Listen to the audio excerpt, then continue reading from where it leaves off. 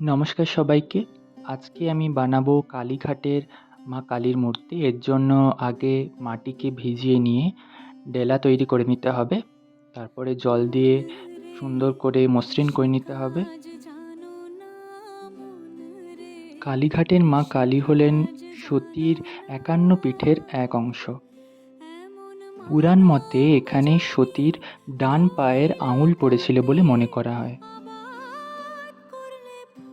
মালাগুলোকে জুড়ে নেওয়ার পরে আমি মায়ের জিভ, ঠোঁট এবং ৩টি চোখকে সুন্দরভাবে জুড়ে নিয়েছি।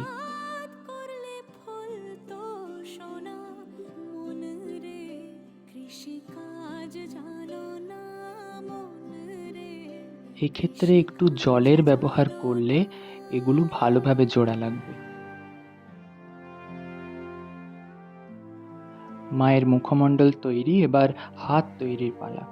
এখানে আমি ছোট ছোট ৪টি হাত তৈরি করে নিচ্ছি। এটা আশীর্বাদের হাত।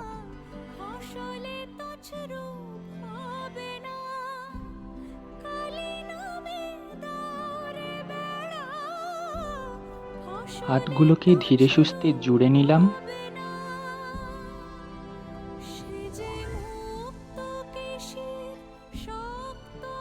এটাই হলো কালীঘাটের মা কালী তৈরির পর্ব ১।